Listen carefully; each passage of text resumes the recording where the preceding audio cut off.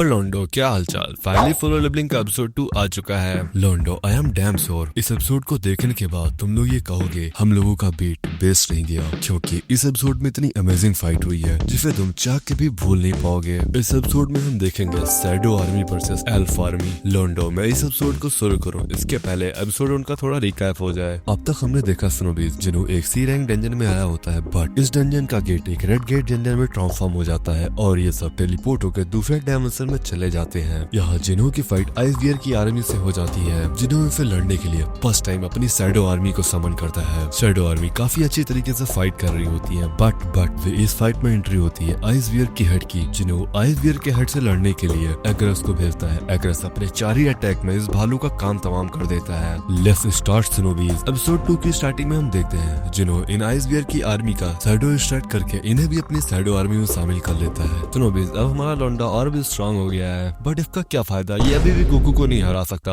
इधर हम गेट के बाहर देखते हैं इन्हें डंजन के अंदर गए 3 दिन हो चुके हैं। तभी होंगशु साला कहता है मुझे लगता है वो जिन्हों बहन कलौड़ा अब तक मारा जा चुका होगा, और तो वे व्हाइट गेट टाइगर में भी नहीं है, तो वे लोडू डंजन के अंदर गया कैसे। तभी ऑफिसर बोलता है वो मेरा दोस्त है। ये सुनने के बाद होंगशु गुस्से में जाकर उसे हवा में टांग देता है। तभी मिस्टर बिग कहते हैं उसे छोड़ दे, इसकी उसमें कोई गलती नहीं है। इतना कहने के बाद मिस्टर बिग अपनी फॉर्म में आ जाते हैं। इसके बाद इनके अंदर से जो औरा बाहर आता है वो देखकर मजा ही आ गया। इसके बाद होंग डोंग शू कहता है तुझ जैसा मामूली गिल्ड लीडर मुझे ऑर्डर दे रहा है, तेरी हिम्मत भी कैसे हुई मुझे ऑर्डर देने की। तो आपस में लड़ने ही लगते हैं। तभी बीच में वह जिन चला जाता है और वह इन्हें लड़ने से रोक देता है। वह फिर इन्हें एक्सप्लेन करता है मैंने खुद जिन्हों का टेस्ट लिया था, वह एक ई रैंक हंटर है, तुम्हारे भाई को मैजिकल बीस्ट नहीं मारा था। तो होंग डोंग शू तो इतना चौड़ी आ रहा है, मैं नॉन मांगा रीडर को बता दूं इसकी खुजली जल्द ही मिटेगी, वह देखकर तुम सबकी आत्मा तृप्त हो जाएगी। इधर हम डंजन के अंदर देखते हैं किम चोई उसी जगह पे आया होता है जहाँ जिन्होंने आइस बियर को मारा था। जो ये देखकर अपने मन में कहता है ये उन बीकलिंग का काम नहीं हो सकता,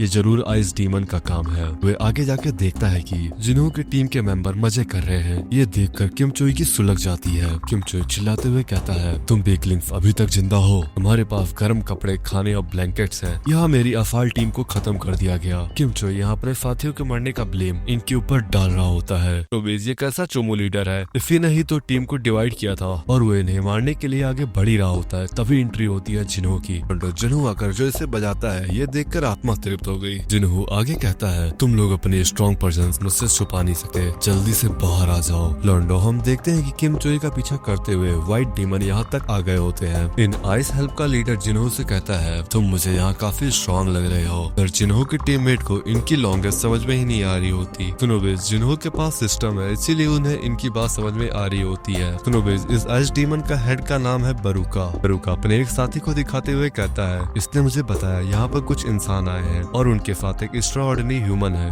तुम वही हो, ये तुमसे फाइट करना चाहता है। इतना सुनकर जिन्हों इसका गला यूं काट देता है। जिन्होंने इसे बोलने का मौका तक नहीं दिया। एक बार तुम लोग ये सीन तो देखो।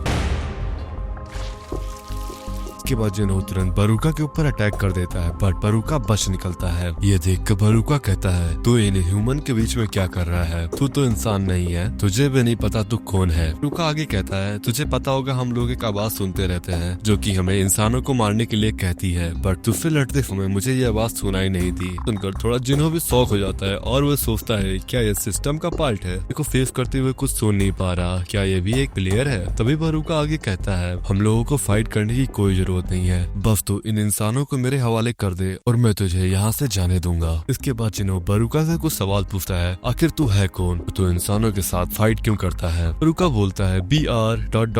इसके बाद एक पैनल ग्लिच होता है। बरूका दोबारा वही सब दोहराने लगता है तू इन इंसानों को मेरे हवाले कर दे और हम तुझे यहाँ से जाने देंगे। ये देखकर जिन्हों भी शौक हो जाता है। जिन्हों की तरह जितने भी नॉन मानवा रीडर्स हैं वो भी शौक हो गए होंगे और तुम लोग भी जानना चाहते होगे जिन्हों की तरह आखिर यहाँ पर क्या हुआ। और ये ना जानना ही तुम लोग के लिए बेटर रहेगा, क्योंकि ये एक बहुत बड़ा ही स्पॉइलर हो जाएगा तुम सबके लिए। के बाद जिन्हों बरूका का ऑर्डर रिजेक्ट कर देता है, मतलब तुम हम लोग से फाइट करना चाहते हो, बच्चे ये काफी खतरनाक हो सकता है तेरे लिए। फिर बरूका जिन्हों से उसका नाम पूछता है, जिन्हों अपना नाम बताता है। इसके बाद इनकी फाइट स्टार्ट हो जाती है। जिन्हों अपने फेडो आर्मी को समन कर लेता है। इसके बाद इनके बीच धमाकेदार फाइट स्टार्ट हो जाती है। इसी बीच कुछ एल्फ जिन्हों के साथियों के ऊपर अटैक कर देते हैं, बट जिन्हों बिजली की रफ्तार से जाकर एरोस को पकड़कर इन्हें मार डालता है। इसके बाद जिन्हों एडमिट करता है ये बरुका जिन्हों से ज्यादा स्ट्रॉन्ग है। जिन्हों एग्रेस के साथ भी मिलकर बरुका को ना हरा पाए। तब तो सवाल ही पैदा नहीं होता कि ये नॉर्मल फोर्जर्स बरुका को हरा दे। जिन्हों फाइनली डिसाइड करता है कि वो जाके बरुका से फाइट करेगा। इसके बाद इन दोनों के बीच फाइट स्टार्ट हो जाती है। फाइट के बीच बरुका के ऊपर एक फायर बॉल आके गिरती है। मुझे लगा मादरा उचीहा आ गया। ये तो मादरा उचीहा की सस्ती कॉपी ने किया था।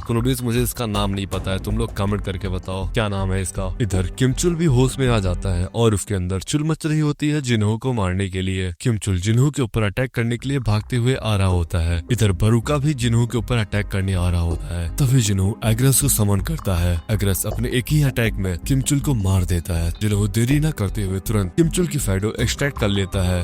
हमें एक नया शैडो आर्मी मेंबर मिल गया जिन्हों इसका नाम आयरन रखता है क्योंकि उसे किमचुल नाम कुछ खास पसंद नहीं होता। आयरन चिल्ला कर एक अटैक करता है। इस अटैक से बरुका काफी इरिटेट हो जाता है। बरुका आयरन को कहता है बच्चे सबसे पहले तू मरेगा। इसके बाद इन सभी के बीच फाइट स्टार्ट हो जाती है। बरुका अकेले 1v3 कर रहा होता है जैसे गोजो सुकरा के खिलाफ कर रहा था 1v3। जैसे उस फाइट में गोजो किटकैट बन गया था बट इस फाइट में बरुका टमाटर की चटनी बन जाएगा। किमचुल फिर वही अटैक करता है जो उसने पहले किया था चिल्लाकर। बरुका सीरियस होकर काफी खतरनाक अटैक करता है आयरन के ऊपर बट वो पीछे से आकर उसके पीठ में डैगर घुसा देता है। बरुका कहता है बस जिन्हों तुम इतना ही कर सकते हो। नो बरुका से कहता है एक बार पीछे तो देखो। जब पीछे देखता है तो वह देखता है कि उसके सभी साथियों का काम तमाम हो चुका है। बरुका रेस में आकर जिन्हों के ऊपर अटैक कर देता है। जिन्हों अपना डैगर फेंक के मारता है बट वह डैगर मिस हो जाता है। ऐसा बरुका को लगता है बट ये तो जिन्हों का प्लान था। जिन्हों अपनी पावर का यूज करके उसी डैगर से बरुका के ऊपर दोबारा अटैक कर देता है बट बरुका समहाउ इस अटैक से बच जाता है। जिन्हों किमचुल को अटैक करने के लिए कहता है।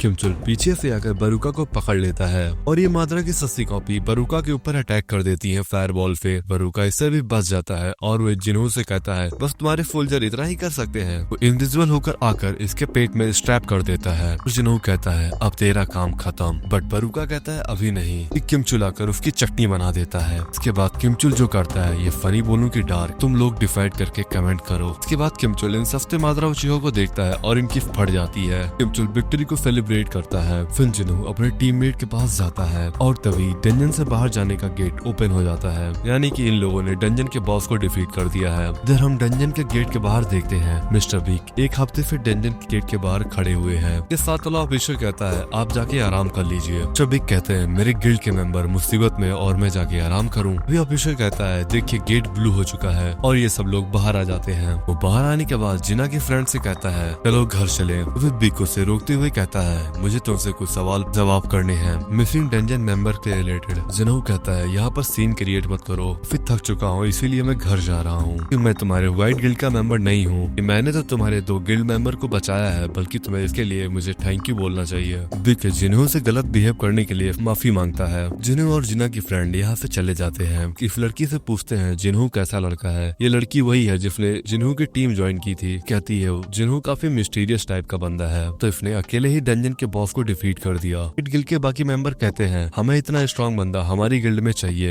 जिन्हों जिना की फ्रेंड को उसके घर छोड़ देता है। जिना की फ्रेंड आज के लिए जिन्हों को थैंक यू बोलती है उससे बचाने के लिए। और तो और जिना की फ्रेंड जिन्हों को जिन्हों का नाम लेकर बुलाती है। वो थोड़ा ब्लफ कर रही होती है। सुनो तुम लोग को मैं बता दूं जिना की फ्रेंड पहले जिन्हों को ओपा कह के बुलाती थी। उसके बाद जिन्हों घर के लिए निकल जाता है और वो रास्ते में जाते हुए सोचता है उसने पूरा दिन काम किया और उसे कुछ नहीं मिला। रुका की फुल स्ट्राइक करने की कोशिश कर रहा था बट उसकी फुल स्ट्राइक नहीं हुई। मैं सोचता है चलो कोई बात नहीं आखिरकार उसे आयरन मिल गया, ये उसी से ही काम चला लेगा। जिन्हों फिर घर चला जाता है और ये एपिसोड यहीं पर खत्म हो जाता है। सुनो बेस तुम्हें ये एपिसोड कैसा लगा कमेंट करके बताना। और मैं तुम लोग को एक चीज और बता दूं एपिसोड 3 में तुम लोगों के लिए एक सरप्राइज है। चलो फिर मैं तुम्हें एपिसोड 3 में मिलता हूँ। एपिसोड 3 फिर डीमन कैफल आर्क शुरू हो जाएगा। डीमन कैफल आर्क बहुत ही इंटरेस्टिंग है। चलो बाय बाय सायोनारा।